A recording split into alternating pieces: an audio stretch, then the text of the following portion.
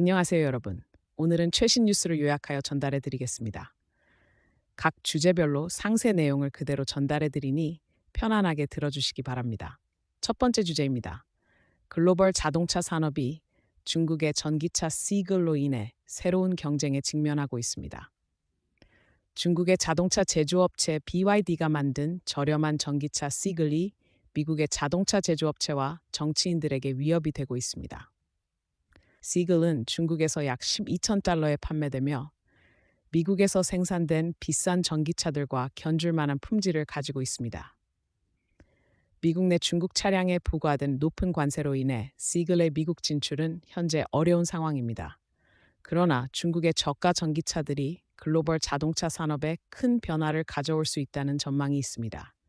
BYD는 미국 시장 진출을 고려 중이며 미국 정부는 중국 전기차에 대한 100% 관세 부과를 예고했습니다. 이는 미국의 일자리와 국가 안보에 대한 위협으로 간주되고 있습니다. 미국의 자동차 제조업체들은 비용 절감과 효율성을 높이기 위해 설계와 엔지니어링 방식을 재고해야 할 필요성에 직면해 있습니다. 두 번째 주제입니다. 연방준비제도 D가 미국의 금리를 평가하여 인플레이션 문제에 대응하고 있습니다. 페드 관계자들은 최근 발언을 통해 지난 2년간의 급격한 금리 인상이 예상보다 더 오래 걸려 인플레이션을 낮추는 데 영향을 미치지 못할 수 있다고 언급했습니다. 이는 올해 금리 인하가 거의 없거나 전혀 없을 수 있음을 시사합니다. 높은 대출 비용이 미국인들의 지출이나 인플레이션을 줄이는데 큰 영향을 미치지 않고 있다는 우려가 제기되고 있습니다. 이는 많은 미국인들이 낮은 금리로 모기지를 재융자하거나 차량 대출을 상환한 결과 페드의 정책에 크게 영향을 받지 않고 있기 때문입니다. 이에 따라 페드는 금리를 더 오래 또는 더 높게 유지할 필요가 있을 수 있으며 이는 주택 구매를 희망하는 미국인들, 금리 인하를 기대하는 월스트리트 트레이더들, 그리고 낮은 금리로부터 혜택을 볼 수 있는 조 바이든 대통령의 재선 캠페인에 실망을 줄 수 있습니다. 그러나 대출 연체율이 증가하고 있고 특히 젊은 미국인들 사이에서 주택 구매 능력에 대한 우려가 커지고 있습니다. 그럼에도 불구하고 미국인들은 전반적으로 소득 대비 적은 부채를 지니고 있으며 이는 팬데믹 기간 동안의 부채 상환과 재융자 덕분입니다. 전문가들은 시간이 지남에 따라 더 많은 사람들이 높은 모기지 금리에도 불구하고 주택을 구매하게 될 것이며 이는 결국 더 높은 금리의 영향을 실제 경제에 전달하는 방법이 될 수 있다고 말합니다. 세 번째 주제입니다. 게임스톱과 AMC 주식이 소셜미디어의 영향으로 급등하며 밈 주식 현상이 되살아나고 있습니다. 게임스톱의 주식이 Roaring Kitty라는 별명을 가진 트레이더 키스 길의 소셜미디어로의 깜짝 복귀 이후 110%까지 급등했습니다. 길은 2021년 이후 처음으로 X라는 플랫폼에 게임을 진지하게 하는 모습을 묘사한 밈을 게시했습니다. 이 게시물은 투자자들 사이에서 그가 공개적으로 활동을 재개할 것이라는 추측을 불러일으켰고 게임스톱의 주가를 급등시켰습니다. 이로 인해 공매도자들은 10억 달러의 손실을 입었습니다. 한편 AMC와 같은 다른 밈 주식들도 주가가 급등했습니다.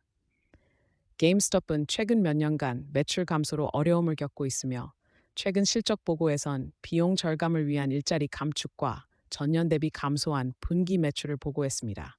길은 2023년에 Dumb Money라는 영화에서 폴 다노에 의해 연기되었으며 이 영화는 2021년 게임스톱의 주가 급등 사건을 다루고 있습니다. 네 번째 주제입니다.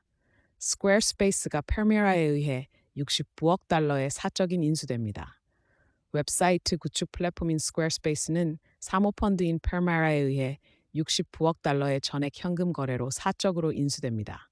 주주들은 주당 43달러를 받게 되며 이는 최근 주가보다 프리미엄이 붙은 가격입니다. CEO 앤서니 카잘레나를 비롯한 주요 투자자들인 엑셀과 제너럴 애틀랜틱은 투표 주식의 90%를 통제하고 있으며 이 거래를 승인했습니다.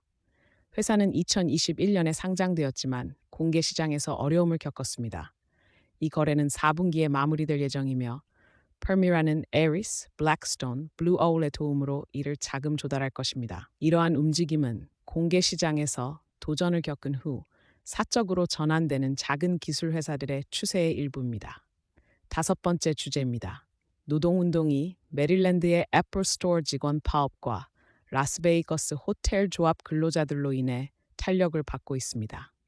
애플 스토어 직원들이 메릴랜드주 타우슨에서 회사의 소매 운영에 대한 첫 파업을 승인했습니다. 이들은 불규칙한 근무 스케줄과 지역 생활비에 맞지 않는 임금에 대한 변화를 요구하고 있으며 애플은 직원들과 성실하게 협상할 것이라고 밝혔습니다.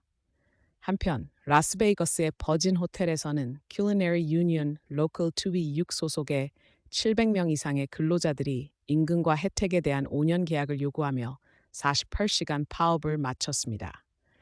이들은 곧 계약 협상을 재개할 예정입니다. 여섯 번째 주제입니다.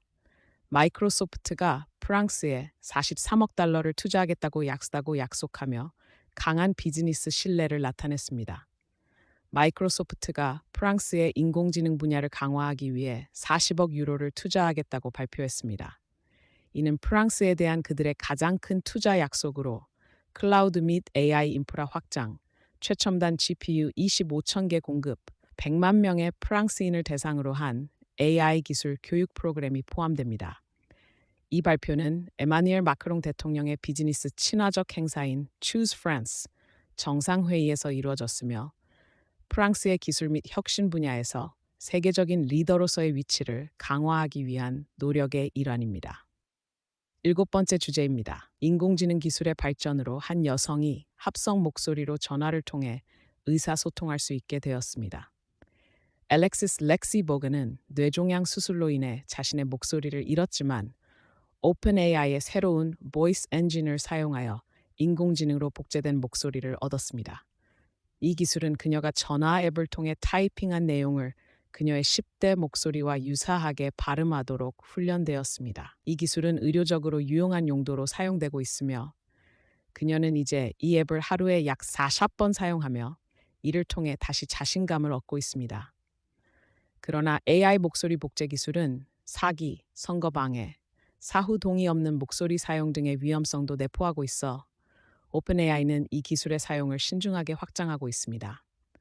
오픈AI는 사용자가 자신의 목소리만 복제할 수 있는 음성 인증 도구 개발을 다음 단계로 계획하고 있습니다. 여덟 번째 주제입니다.